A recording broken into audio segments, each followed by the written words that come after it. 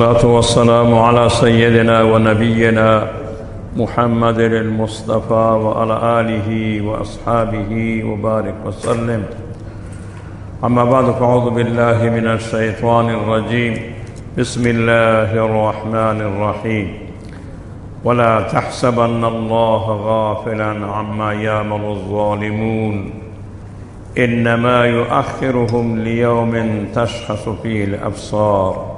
صدق الله خالقنا العظيم وبلغ رسوله النبي الكريم ونحن على ذلك من الشاهدين والشاكرين.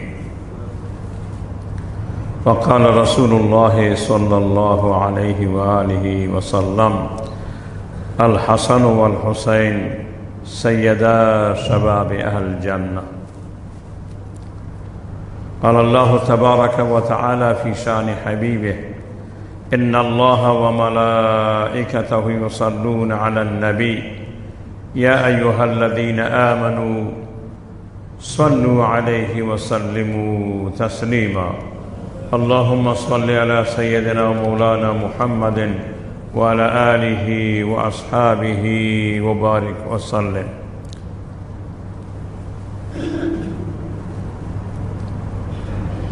سروران گرامی و حضار محترم، آیه 42 از سوره ابراهیم به حضور شما تلاوت شد. البته قسمت از آیه 42 هست.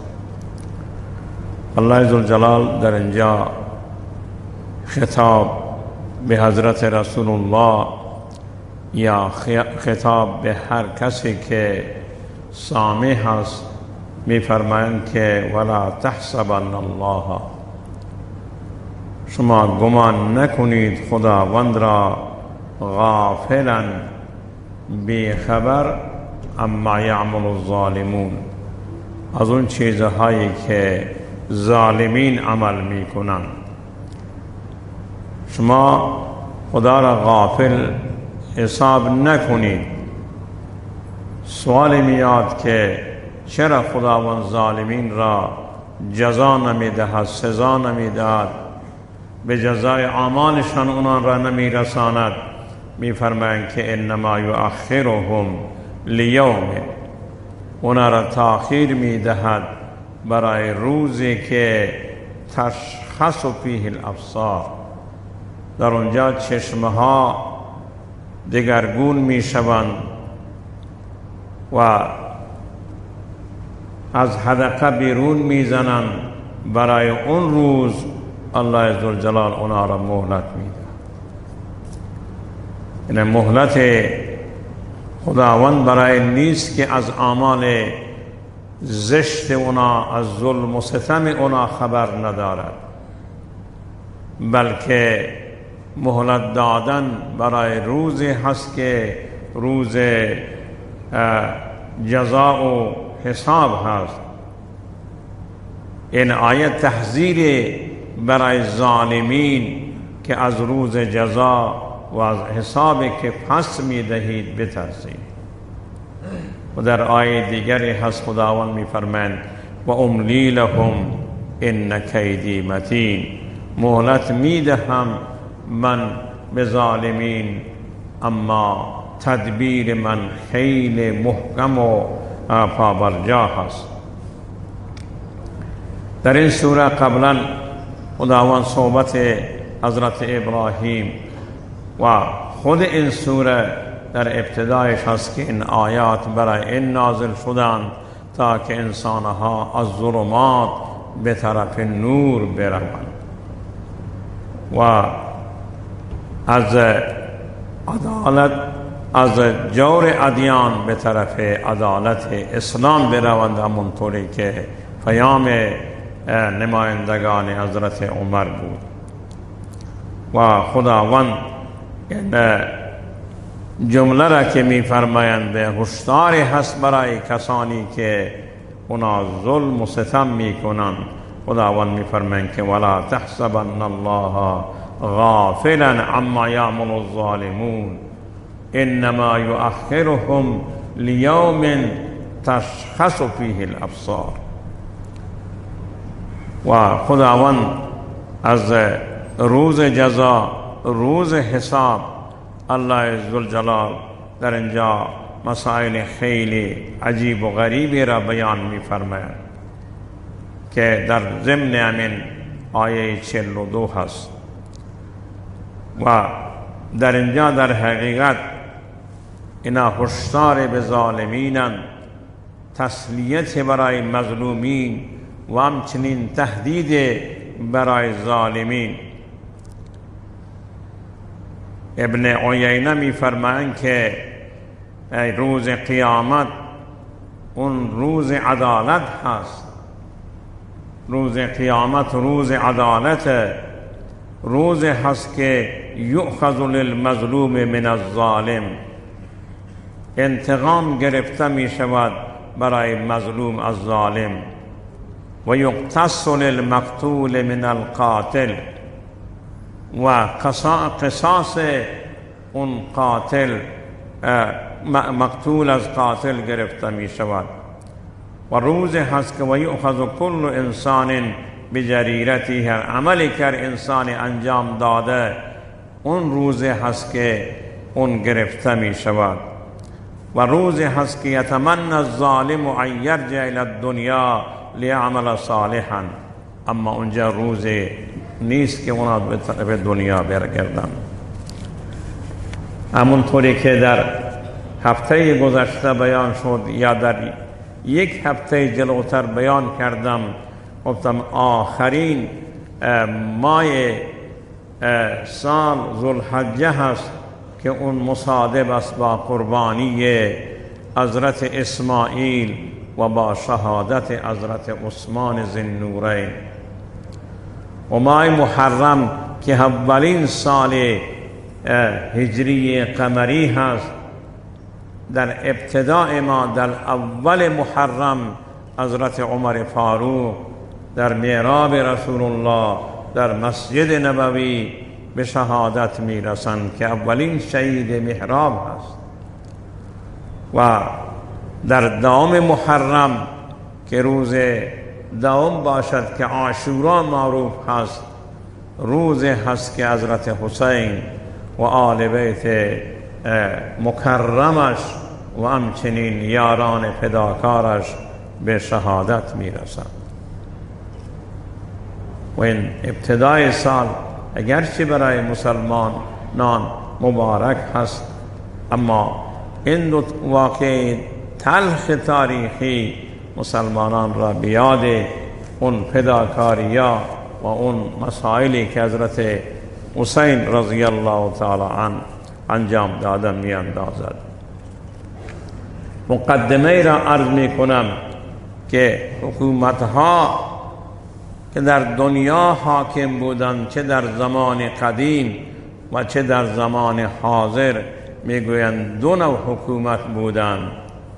یک نوع حکومت انتصابی و استبدادی که سلسله‌وار اگر یک قومی، یک قشر، یک طایفه حکومت را میگرفت، کسی که به عنوان سلطان و بادشاه و حاکم معروف میشد، همیشه اون حاکمیت در نسب و نسل اون باقی میماند. بعد از پدر فرزند، بعد از مرگ اون فرزند نوایش، همینطوری الی آخره. اما یک حکومت هست که انتخابی هست که مورد تایید قرآن، همین حکومت دوم که انتخابی هست. همونطوری که در آیه 55 سوره نور برای شما تلاوت شد که خداوند وعده کرد که خلافت را به انسانهای من میدهم که ایمان داشته باشند، عمل صالح داشته باشند. ایمان و عمل صالح دو تا امتیاز هستند که اون کسی که ایمان و عمل صالح داشته باشد حتما در وجودش عدالت هست، حتما در وجودش خوبی هست. و خدای متعال فرمود وعد الله الذین آمنوا منکم وعملوا الصالحات لیستخلفنهم فی الارض. اونا را خلیفه قرار میدم در زمین و دین اونا را قدرت میدهم. که خداوند در آیه 40 سوره حج میفرمایند که الذين ان مكناهم في الارض قاموا الصلاه واتوا الزكاه وامروا بالمعروف ونهوا عن المنکر ولله عاقبة الامور. انسانهای خوب وقتی که من به اونا قدرت بدهم، اونا مغرور قدرت نمیشوند، فریب قدرت و حاکمیت را نمیخورند، بلکه انسانهای هستند که اهل نمازند، اهل مسجدند، اهل جماعتند. خود پیغمبر، خلفای راشدین، انسانهای نیک، خود اونا امام جماعت بودند، در صف اول در محراب قرار داشتند. الذين ان مكناهم في الارض اقاموا الصلاه واتوا الزكاه وامروا بالمعروف، امر بمعروف و نهوا عن المنکر ولله عاقبة الامور. این خلافتی هست که مورد رضای خداست. همونطوری در هفته گذشته من گفتم از نامه 6 نهج البلاغه استدلال کردم که حضرت علی کرم الله وجهه الشریف رضی الله تعالی عنه نامه نوشتند که بایع القوم الذی بایعوا ابابکر و عمر و عثمان علی ما بایعوهم، با شرایطی که با اونا بیعت کردند با اون شرایط با من بیعت کردند. و فرمود انما الشورى للمهاجرین والانصار، شورا برای مهاجرین و انصار بود. وقتی که مهاجرین و انصار جمع شدند، یک نفری را به عنوان امام انتخاب کردند، با مشوره انتخاب کردند. کان لله رضا. و خداوند امین را می فرمایند که و امرهم شورا بینهم در سوره شورا است.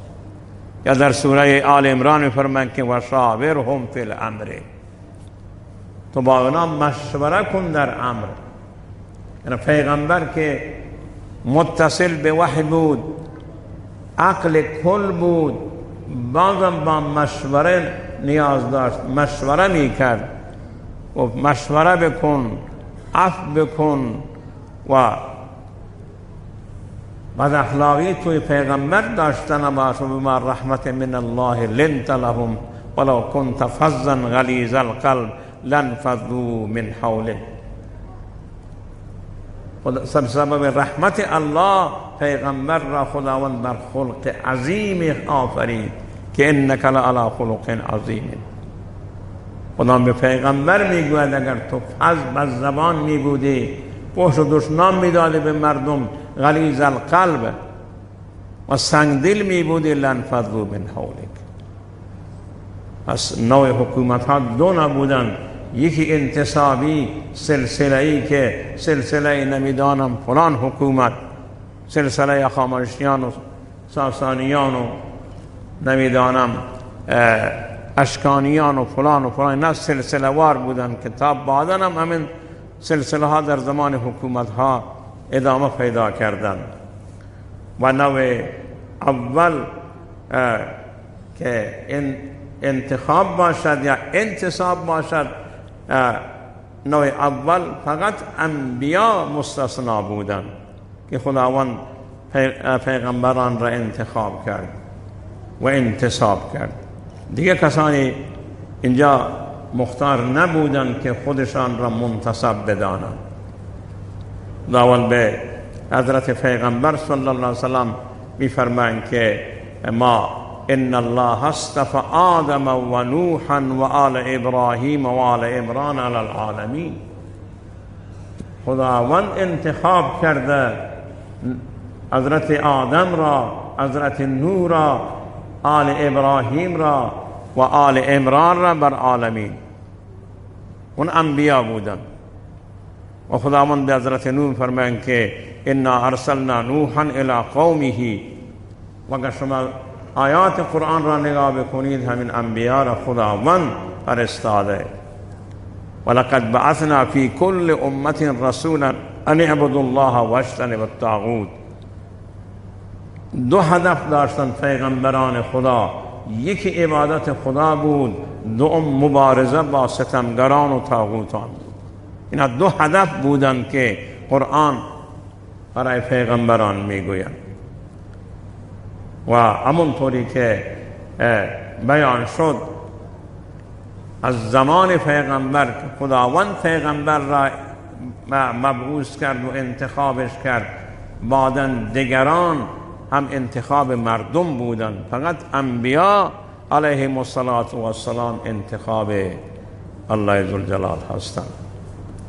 پس حکومت خلفای راشدین که تا حضرت حسن بود گذشت.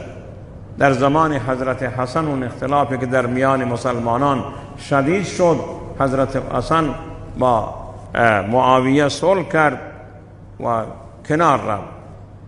دوباره مسلمانان یک اجتماع عظیمی پیدا کردند و اسلام رونق گرفت و حضرت حسن و حضرت حسین در کنار حاکم که معاویه بود اونجا همکاری می کردند. بعد از ارتحال حضرت حسن تا 10 سال حضرت حسین تا شام تا دمشق می رفت و می آمد و مراوده داشت با معاویه. اما زمانی که حضرت حسن صلح کرد، یکی از شرایط صلحش این بود که حکومت انتخابی هست. نگاه کنید که این را مختص خانواده خودتان نکنید، امر با شورای مردم باشد، انتخاب مردم باشد.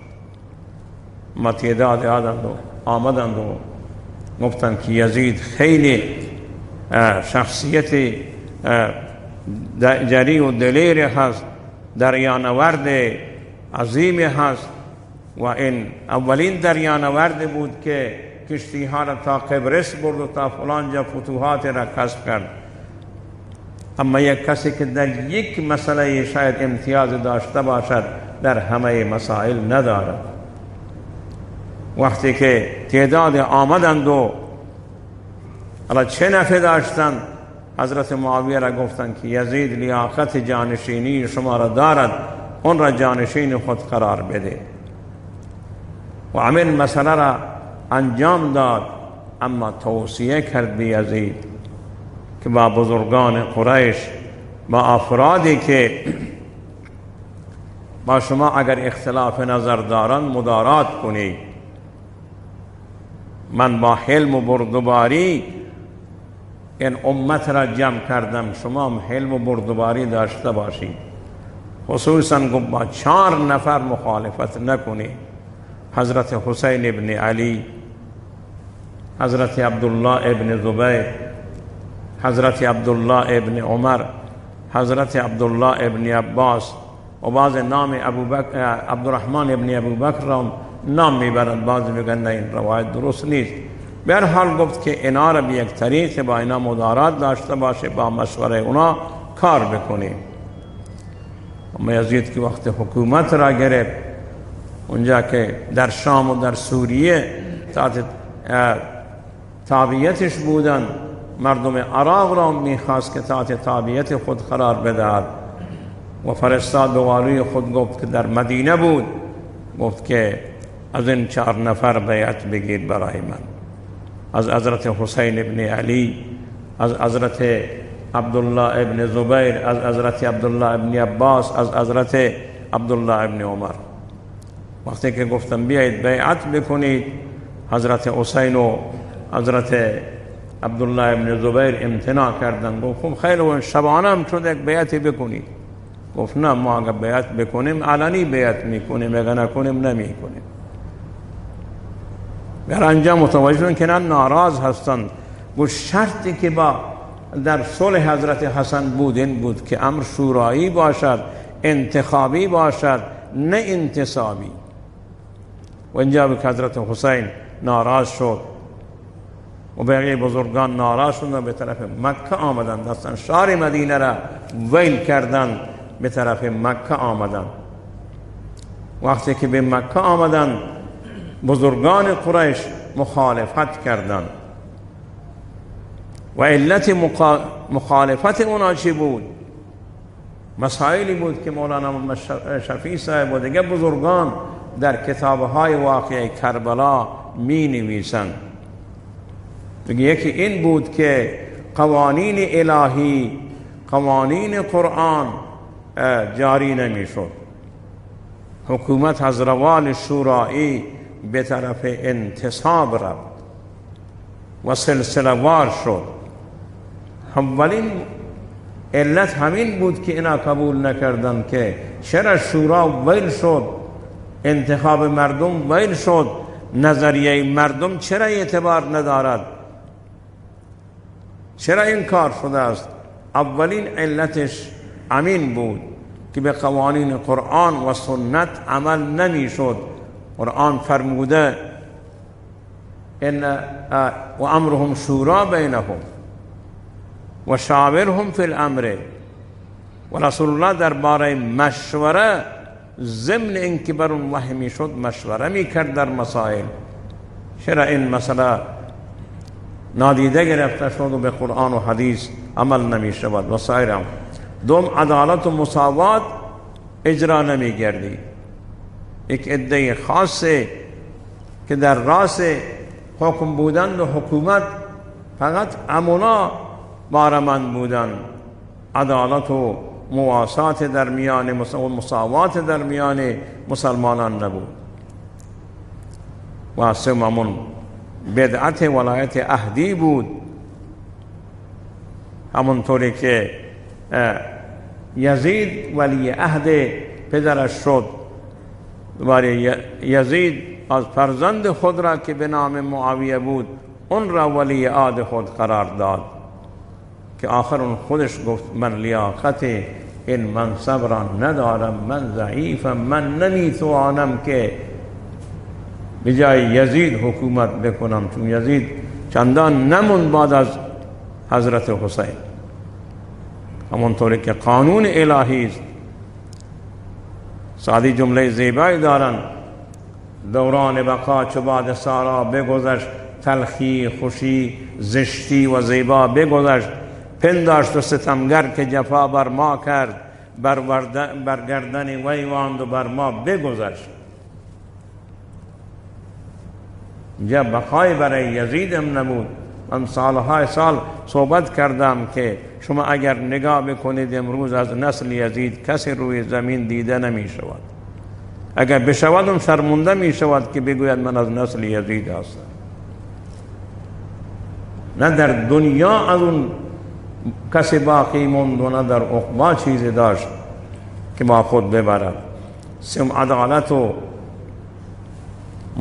مساوات اسلامی از بین رفته بود و عده خاص بارمند بودند از حکومتی که اونطوری حکومت خیلی وسیع بود. و سوم بدعت ولایت عهدی بود. چهارم شورایی بودن از بین رفته بود. این چهارم چهارم سه چیز حاکم شده بود بر مردم. چهارم سه چیز بر مردم حاکم شده بود. یکی زور بود، دوم زر بود و سوم تزویر. این سه چیز حاکم شده بود. هم که زور داشت، اون که زر داشت، اون که دروغ و کلک بیشتر بلد بود، اون حرفش به کرسی می نشست. در حالی که در اسلام چنین نیست. نه زور جایگاه دارد و نظر و نه تزویر. اینا جایگاهی ندارن در اسلام. زور و زر و تزویر حاکم شده بودند و در مقابل حق قرار گرفته بودند و پریشانی مردم از ظلم و بی‌عدالتی و ناکاری مدیران بی‌لایق بود. یزید آخر دید که بله مردم عراق و غیره تمرد دارند، فقط روز یک والی را، روز یک فرمانده را عوض می کرد. بجای نعمان بن بشیر عبیدالله بن زیاد را آورد، برای بجای دیگران این آمد و گفت که بله روز یک باید اون که بیشتر زورگویی می کند، اون که بیشتر ظلم می کند، اون که بیشتر بی‌عدالتی دارد باید اون را حاکم بکنم و مردم را از خود بترسانم. این بود که روز یک حاکم را عوض می کرد، یک والی را عوض می کرد، روز یک مدیر را عوض می کرد. این بی‌عدالتی و ناکارآمدی مدیران نالایق بود. و ششم، فقط استبداد حاکم بود. استبداد حاکم بود و احکام خداوند تحریف شده بودند. و علت قیام حضرت حسین برای من بود که من اگر عدالت اسلامی دین پیغمبر جاری نشود، به شمشیرها گفت که من را بگیرید، یا فرمود که ایهات من الذله، ایهات من الذله. و این شعار حضرت حسین بود. و چیز جالب هست، من در چندین کتاب دیدم این را، زمانی که آل بیت حضرت حسین را میگویند به دربار یزید بردن، اونجا که بردن و حضرت زینب و همچنین حضرت زین العابدین در مقابل یزید استادن، یزید گفت که من اراده نداشتم که حضرت حسین به شهادت برسد. خدا ابن مرجانه که من عبیدالله ابن زیاد باشد لعنتش بکند، اون خدا لعنت بکند، چرا این کار کرد؟ چنین لکه ننگی را به گردن من انداخت. ما گفت حضرت حسین یک اشتباه کرده. گفت چی است اشتباه حسین؟ حضرت حسین گفت این آیه را توجه نکرده. یزید میگوید قل اللهم مالک الملک تؤتی الملک من تشاء و تنزع الملک ممن تشاء و تعز من تشاء و تذل من تشاء بیدک الخیر انک علی کل شیء قدیر. به این توجه نکرد که این مصیبت به گردنش آمد. استدلال غلطی. فرعون، هامان، نمرود و فراعنه همه حکومت داشتند. درست حکومت از طرف خدا به اونا رسیده، اما آیا حکومت اونا مورد رضای خدا بوده؟ گفت که اون این آیه را توجه نکرد. استدلال شما غلطه که از این آیه استدلال بگیرید.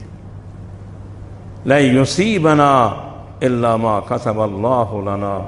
به ما نمیرسد مگر اون چیزی که خدا برای ما نوشته. هل یتربصون بنا الا احدى الحسنیین. به ما نمیرسد مگر یکی از دو خوبی، یا پیروزی در مقابل ظالم یا شهادت در جلوی ظالم. الا احدى الحسنیین به ما رسیده.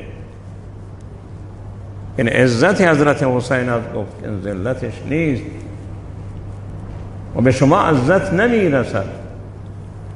از در اینجا بود که وقتی سخنان حضرت زینب و حضرت زین العابدین را در دربار و خانه یزید شنیدن، گفت که سیاه بپوشید، ماتم بگیرید که این مصیبت حسین مصیبت خیلی بزرگی بوده. دیگران این کار را انجام دادم، من ندادم. آمر که باشید، مامورین به دست آمر این کار انجام میدن. جمله معروفی است که رسم ماتم اول یزید نمود.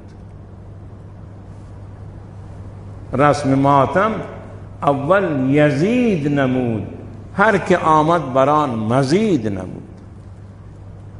از اونجا از خانه یزید شروع شد، یواش یواش خیلی بزرگ شدن. رسم ماتم اول یزید نمود، هر که آمد بران مزید نمود. و اینجا بود که حضرت حسین رضی الله تعالی عنه با این بی‌عدالتی و این چیزایی که دید قیام کرد. وقتی که در مکه بود، مردم عراق که حضرت علی را امنا به شهادت رساندن، اونک طرفدار علی خود را میدانستند. حضرت حسین را ویل کرد، حضرت حسن را ویل کردند، بی‌وفایی کردند، میخواستند که باز امتیاز بگیرند که ملک ری را میگیرند که امن تهران و شهر ری باشد، این را بگیرند و سر حضرت حسن را برای معاویه ببرند که این معاویه نمیخواست. آخر مختار ثقفی امین مسئله را داشت که آمویش با اون مخالفت کرد، درگیر شد، چنانچه که در کتاب جلاء العیون هست و سایر منابع. و تو ای بدبخت، برای اینکه یک ولایت را به شما بدن که خراج و سرمایه اون را بگیرید، نوای حضرت رسول الله را تو شهید میکنید. اون مخالفت کرد، گفت این کار شما کار درست نیست، که آخر دیگه منصرف رو یا توانش نرسید. اما حضرت حسین وقتی که در مکه بود 18,000 نامه نوشتند مردم عراق، مردم کوفه، که حسین بیایید ما پشتیبان شما هستیم، ما شیعان شما و پدران برادر شما بوده، پدر و برادر شما بوده. دیگران راضی نبودن. آخر گفت ببینیم اینا راست میگوین دروغ میگوین. حضرت مسلم ابن یخیل را فرستاد اونجا، جا که آمد گفت من نماینده حسینم آمدم، این نامه راست است، از طرف شما هستند یا نه؟ دروغ. گفت نه، از طرف ما هستند. گفت بیعت میکند با من که اگر حسین آمد اینجا گفت دفاع بکنیم؟ گفت بله. در یک روز 18,000 نفر با مسلم بیعت کرد. مسلم فوراً پیام فرستاد که اینا 18,000 نفر با من بیعت کردن، شما سری بیایید. محمد ابن حنفیه که برادر حضرت حسین بود مانع شد، گفت نروید. عبدالله ابن عباس مانع شد، عبدالله ابن عمر مانع شد، گفت نروید که مردم عراق وفا ندارن، شما را سر میدان با زن و بچه ایت میگذارن. حضرت حسین گفت نه، این خرجینای من پر از نامه اونا هستن، نامه برای من فرستادن. اصلا اونجا برا افتاد. وقتی که یزید خبر شد که حضرت حسین به طرف عراق می رود، فوراً نعمان ابن بشیر را عوض کرد و عبدالله ابن زیاد را گذاشت، دیگران را جا به جا کرد که جلو اونا را بگیرید. و مردم انتظار حضرت حسین را می کشیدند. ابن زیاد صورت خود را پوشیده بود، لثام زده بود، نقاب زده بود و می آمد. مردم گمان می کردند که این حضرت حسین. گروه می آمدند السلام علیک یا ابن رسول الله.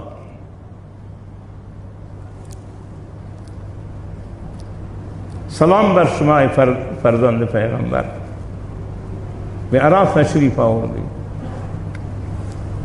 ای سلام و ای سلام. تا وقتی که به قصر امارت رسید، اینجا نقاب خود را بیرون زد، چهره کریه عبدالله ابن زیاد آشکار شد که حسین نبودین، که عبدالله ابن زیاده. با سنگ زدن اون را، رفت داخل امارت و درا را بستن.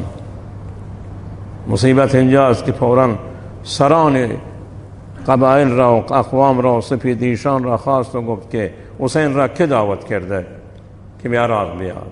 شما دعوت کرده اید، هرچی پول میخواید من به شما میدهم. وای برای کسی که طرفدار حسین باشد. پول را پیش کرد و آورد. در اینجا بود که اکثر اونا برگشتن. گفتم بیا که این شنیدم که نماینده‌ای دارد در شهر کوفه، مسلم ابن عقیل اینجاست، اون فوراً دستگیر بکنید و بیارید اینجا. وقتی که رفتن، شعاری که اونا میدادن یا منصور بود، همه جمع شدن. وقتی که ماموران حکومتی آمدن، نه یکی یکی کم شدن، آخر به جای رسید که 3 نفر به همراهش موندن. با سنگ زده بودن، توش نشد، آب خواست، یکی میخواست آب به اون داد، میخواست آب بخورد. حضرت مسلم دندانهای صدمه دیده بودن، داخل اون ظرف آب ریختن. در اینجا بود که حضرت مسلم ابن عقیل گفت من چی؟ حالا حسین با زن و فرزندش در راه سال اون چی میشه؟ نه بی‌وفایی کردن، دروغ گفتن. و چه چیز اونا را بی‌وفا کرد؟ همون زر و زور و تزویر. و در اینجا بود که حضرت مسلم را گرفتند و بردن. حالی ابن عروه که اون پناهش داده بود، هر چی اون را شکنجه دادم، گفت نه، من به ایمان خود را به اختیار شما نمیگذارم. آخر اون را شکنجه و آزار دادن، حضرت مسلم را شهید کردن. در جان که حضرت حسین خبر شد که مسلم را شهید کردن، مثلا حیران شد چه کار بود، حیران شد چه کار بود. برادران حضرت مسلم گفتند ما می رویم یا انتقام برادر خود را می گیریم که شهیدش کردن، یا اونجا مانند اون شهید میشه. حضرت حسین هم گفت که منم بدون شما جایی نمیرم، به امرای شما هستم. همون بود که وقتی نزدیک شدن دیگر لشکریان و طرفداران یزید رفتند و جلوی حضرت حسین را گرفتند. در اینجا بود که حضرت حسین حتی برای اونان سخنرانی کرد که سخنرانیش در کتاب هستند، در کتاب‌های تاریخ هستند. عجیبا تشنه بودن، آب نداشتن.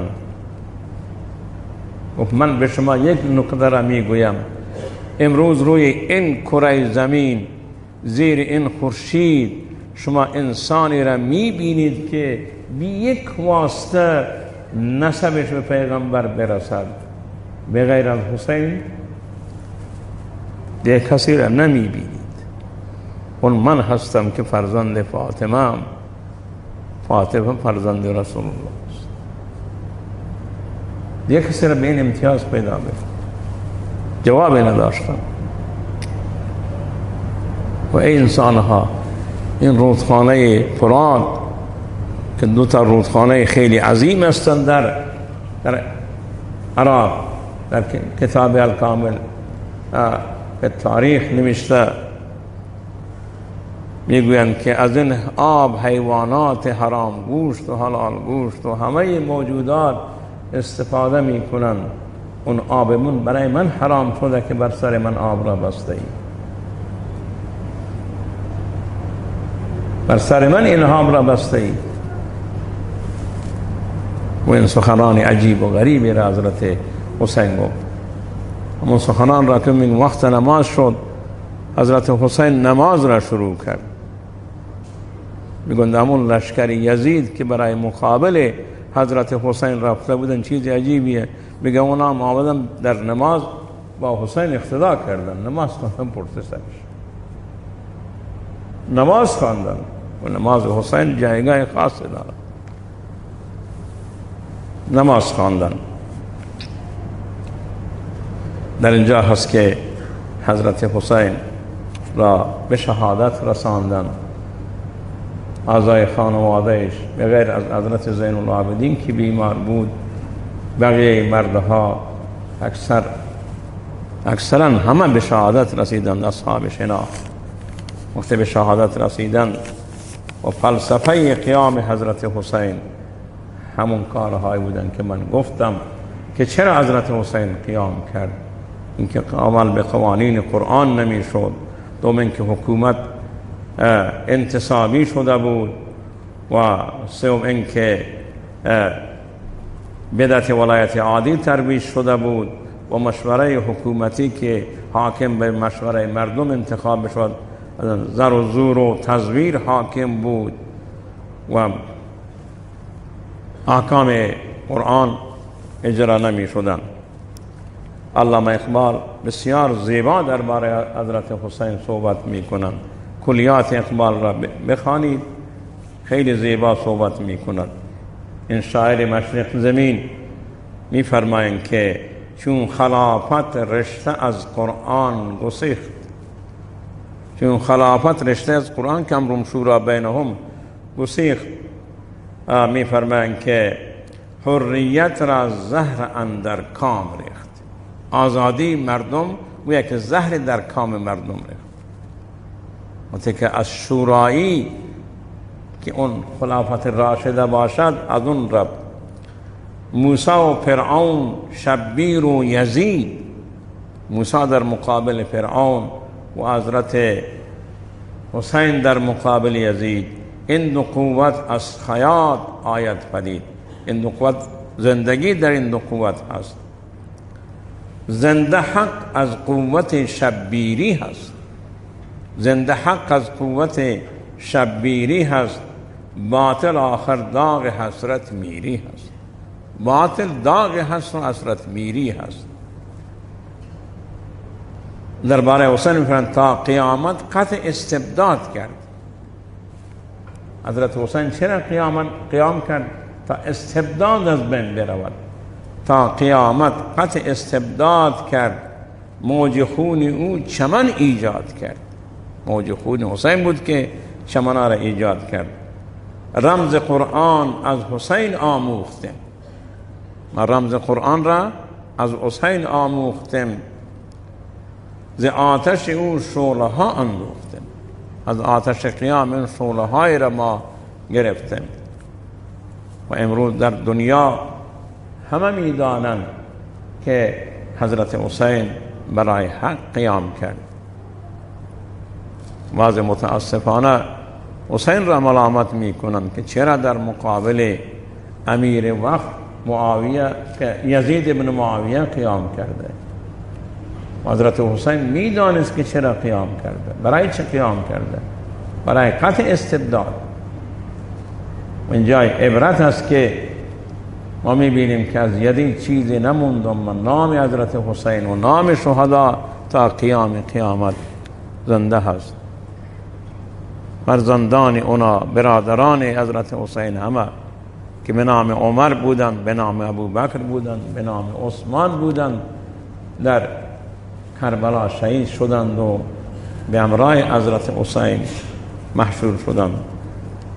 و اینا حصه از این بود که حضرت حسین واقعا انسان واقعیش همیشه میبیند. من گاهی وقت فکر میکنم که وقتی رسول الله در مسند آمد هست که از حسین منی و انا من حسین، حسین از من هست و من از حسین هست. چرا این جمله را درباره حسین گفت؟ وقتی که سر مبارک حسین را جلوی عبیدالله بن زیاد بردن، اون کسی که سر حضرت حسین را گفت بله، گفت بیا آن رکاب من را پر از پول کن که من چنین سری را برای شما بود. نامد نگاه کرد کله حضرت حسین را، گفت که گفتن خیلی خوشگل و زیبا بود، این کنطوری خوشگلی ندارد. الان نی بود چی بود اینجای دانش داد، گفت این که خوشگلی و زیبایی ندارد. یک کسی که در اونجا بود و بیچاره نی خود را بلند کن یا چوب خود را بلند کن. اونجایی که شما اون نی و چوب را میزنید،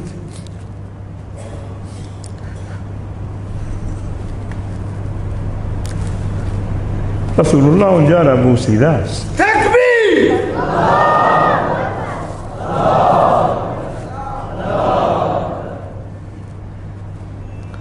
رسول الله اونجا را بوسیده است و شبیه ترین به پیغمبر حضرت حسن و حسین بودند از نظر چهره و قیافه و راه و رفتار.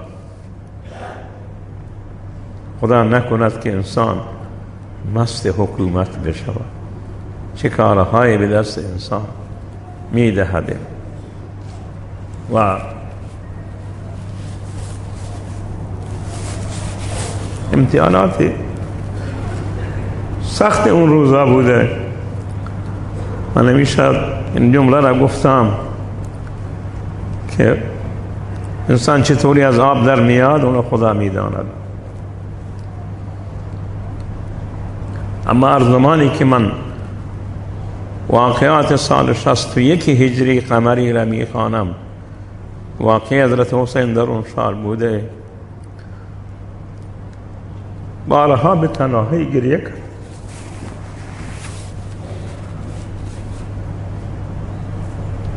که چه شد که با فرزند رسول الله چنین رفتار شد؟ این حکومت مگر چی هست؟ این چه ظالمانیه؟ این چه بلا که چنین انسانها مست و مخمورش می شوند که انسانیت از وجود اونا خارج می شود.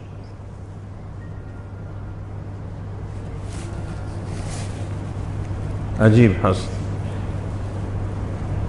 و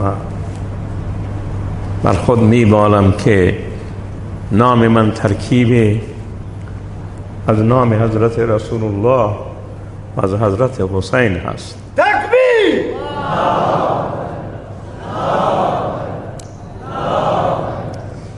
این نام من طوری برای من مسما نشده.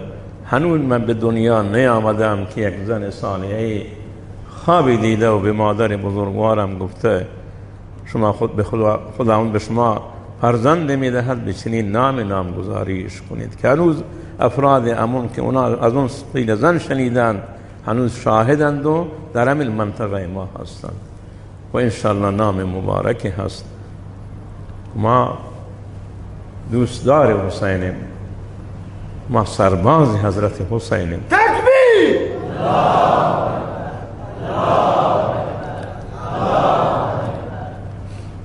مراسم مرسوم در مذهب اهل سنت نیست، نه برای خلفای راشدین، نه برای اولاد پیغمبر، نه برای خود پیغمبر. اما هر زمانی که مرگ را میبینیم باید مرگ حضرت رسول الله بیاد ما بیاد. هر زمانی که مصیبت را ببینیم باید مصیبت های صدر اسلام بیاد ما بیفتند. و الله ذوالجلال به ما توفیق بدهد که ما اقامه کننده نماز باشیم، ادا کننده زکات باشیم، امر به معروف نه از منکر داشته باشیم و در مقابل هر استبداد و هر ظلم و ستمی بایستیم. تکبیر! توفیق را خداوند به من بده. دو تا مسئله را میگم اگرچه که وقت رفته.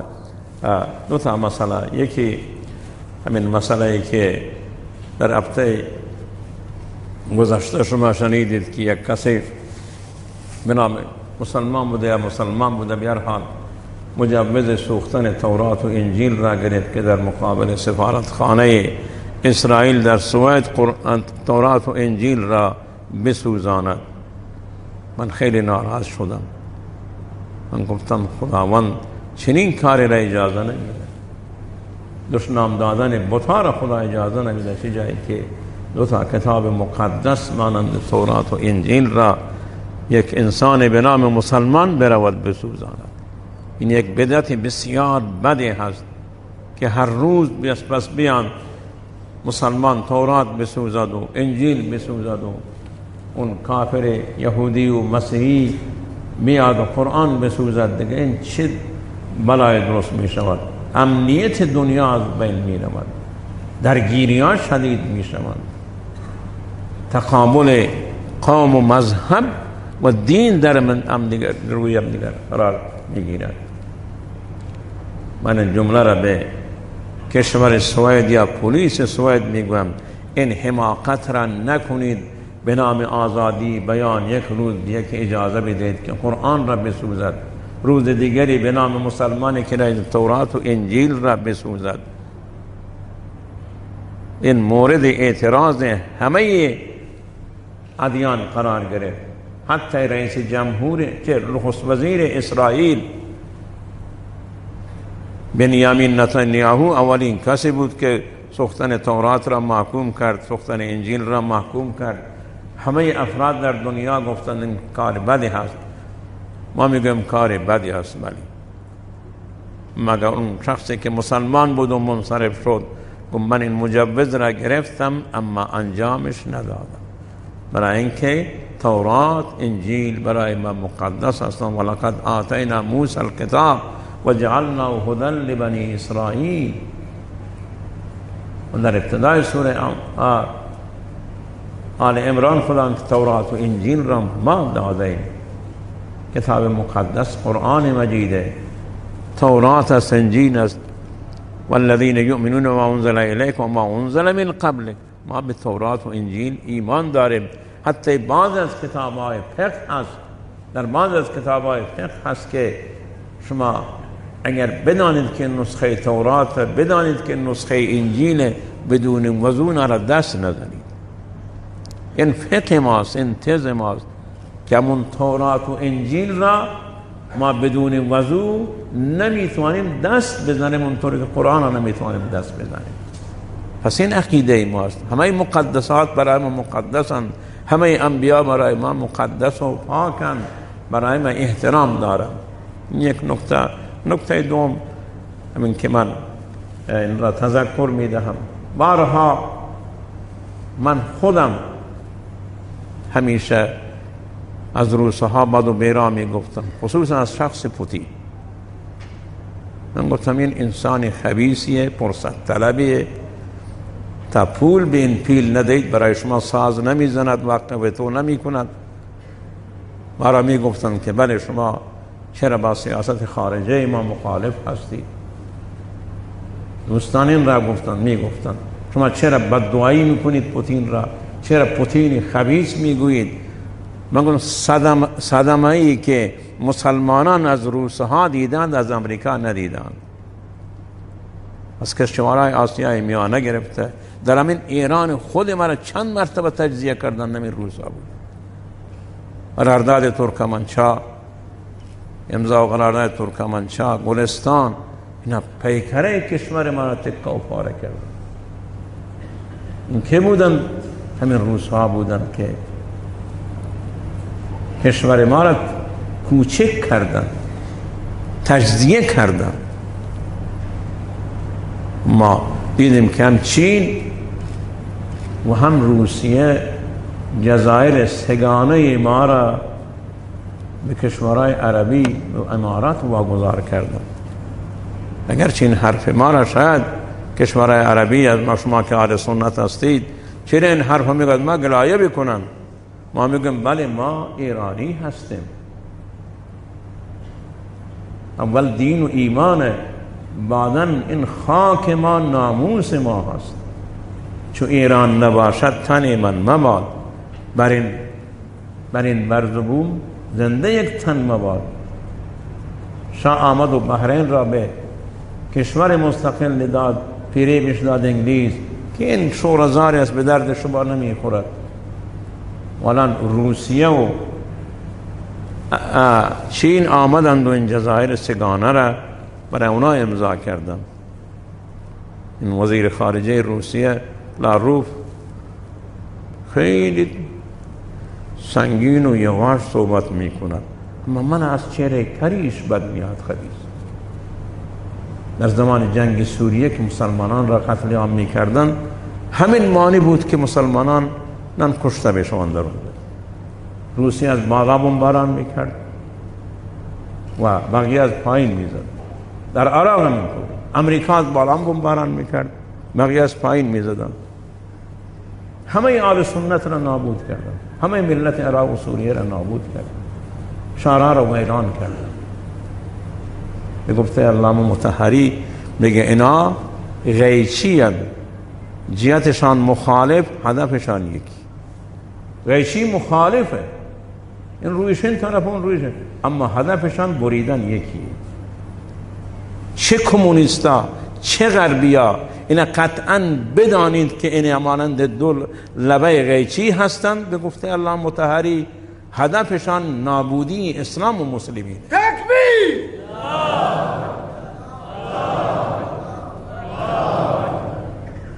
ما برای این اکتفا نکنیم که کاردار سفارت روس را وزارت خارجه میزار کردن. اگر جزایر سگانه را امریکا و انگلیس و اونا واگذار میکردن یا اسرائیل واگذار میکرد، دیگه خیابانا پر میشدند و مرگ بر امریکا و مرگ بر انگلیس و مرگ بر اسرائیل. چرا خیابانا ما پر نشدن؟ نگفتم مرگ بر پوتین، مرگ بر لاوروف، مرگ بر روسیه. تکبیر! باید پر می شدن، باید این حق محکوم می شد. از نظر من محکومه. من یک وجب خاک خود را به بیگانگان واگذار نمی کنیم. تکبیر.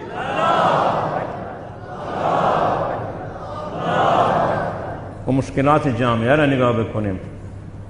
جناب رئیس جمهور محترم ما گفت که در هر سال میلیونی صحبت میکرد خانه میسازیم. حالا میلیونی خانه ها را خراب میکنن. این کفرنشینای بلوچستان چه کار کردن که خانه هایشان خراب میشن؟ این زاغنشینای کلاهی چه کار کردن که خانه هایشان خراب میشود؟ شما خانه درست نکنید، همون سرپناهی که خود مردم درست کردن اونا را خراب نکنید. تکبیر. خداوند لفظ مسکن را قبل از جنت ذکر کرده. یا آدم اسکن انت و زوجک الجنه. سکونت، مسکن اولین نیاز انسانه. همونطوری که بقیه نیازاتش از لباس و از خوراک و از آب و اینا گرفتن نیاز انسان هستند. دولت مکلف است که اولین نیاز انسان ها که مسکن است باید خودش بسازد. میگه نه غیر قانونی درست شدن. میگه قانون از آسمان جبرائیل میارد که بله اینجا بسازید اینجا نسازید.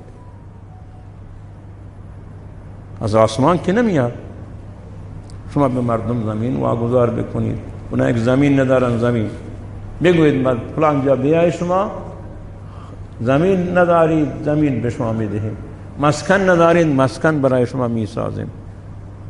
چرا سرمایه ما به هدر برود و دیگه جا و مردم سرپناه داشته نباشند؟ اگر سرپناه درست میکنند اونم بر سر اونا خراب بکنیم و این کار بسیار بد و خراب هست. و این نصیحت ماست، این نصیحت ماست که به درد مردم برسید، به مشکلات مردم برسید. صحبت ما ملی است، صحبت ما شخصی نیست، مطابق عقیده یک قوم و یک مذهب نیست.